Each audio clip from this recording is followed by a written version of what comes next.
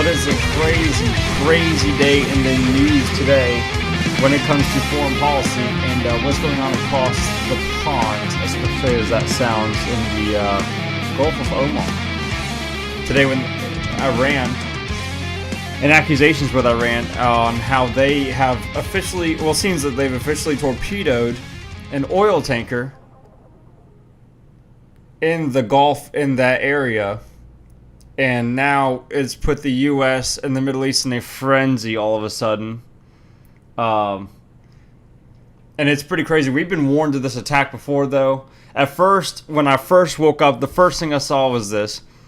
And I'll put the judge display report up. I'll put the judge report up right now. Trying to get my thoughts together here. I'm trying to do this crazy podcast. So much news all the time. I don't know about you, but it feels like Thursdays have just been crazy when it comes with news. The whole week's kind of been quiet a little bit. It hasn't been too crazy with things coming out. Now it seems like Thursdays just boom, boom, boom, back to back. Just crazy news all of a sudden. And it's hard to just absorb it all at once. It really is. Especially with foreign policy. Foreign policy is very difficult. I'm just getting an update here on my phone. CNBC, Trump administration blames Iran for oil tanker attacks in Middle East. It's official. I just saw, before I started the podcast, Mike Pompeo, CIA director, on CNN, saying that they do believe Iran was behind the attack. Excuse me, Secretary of State. God, he was CIA director. If I said that, my mistake. Secretary of State Mike Pompeo on Thursday blamed Iran for attacks this morning on oil tankers near Iran. Okay, so now it's officially out there. Now it's officially there.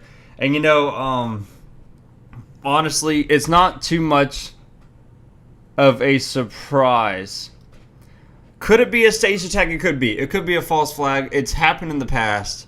We're having a lot of problems in foreign policy lately, especially when it comes to the Middle East and Russia. Iran's just tensing up ever since the nuclear deal has been suspended and revoked by the Trump administration, which thank God it was. But at the same time, were they going to use this to loosen up their sanctions? I don't think it's going to work that way, son. If Iran really did this, and maybe they did. They have, hold on, I got an article here in my stash from a couple weeks ago.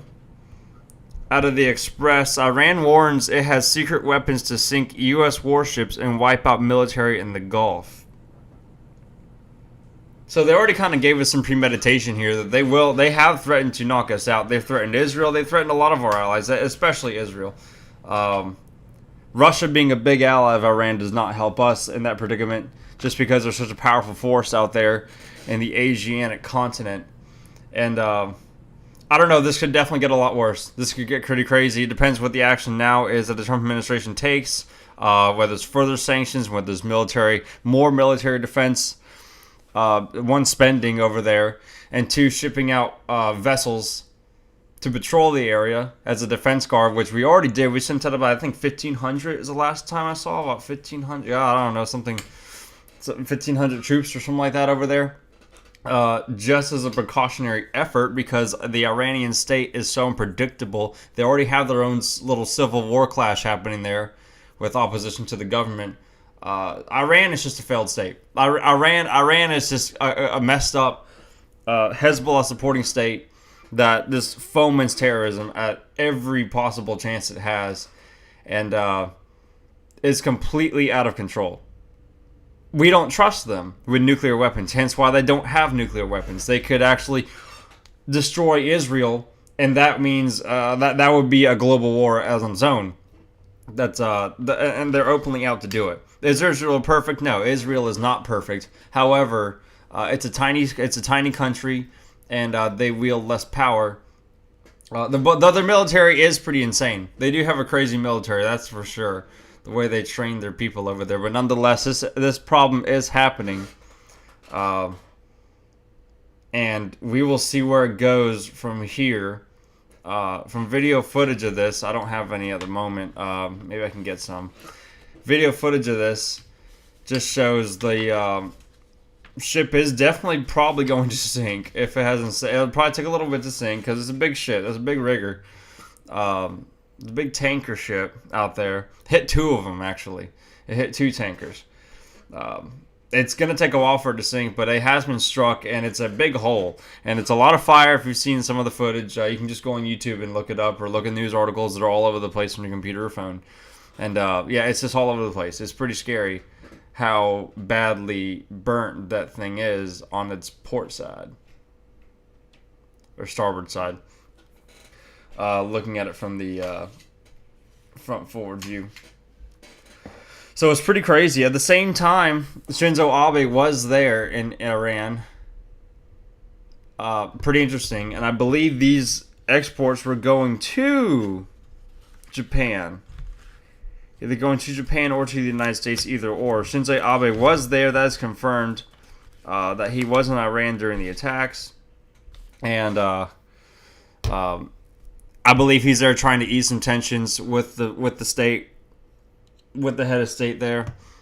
It's pretty, I don't know, it's out of this world. It's out of this world. It could be staged, but now the Trump administration is jumping on it and saying, I think we need an investigation over there. I think we need to investigate if a torpedo really hit it, who hit it, what submarine or what ship out there, more than likely a submarine, sent such a said torpedo to the ship instead of just going out immediately on a limb and saying that Iran did it. I think we need a global investigation on this.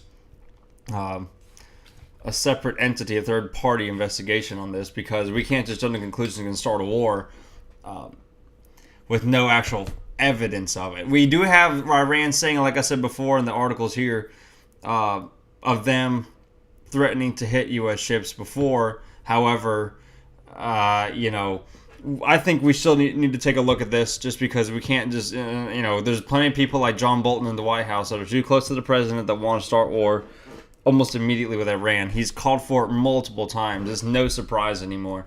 It's definitely what he wants to do, and we need to stay vigilant about this. So I'm going to make this a quick section real quick. We're going to come back and talk about Russia relations. Putin's come out and said that it's getting worse, which is true. It is getting worse, and we'll talk about why it's getting worse. And I've got a lot more news about just illegal immigration, drones, crazy stuff. So hang on to your freaking pants, because it's going to be a crazy Thursday on the Justin Comer Show. Find me in the oversight. Today is June 13th, 2009. And wow, thank God it's not Friday the 13th, because we're one day away from that. I'll be right back, guys, with the next segment.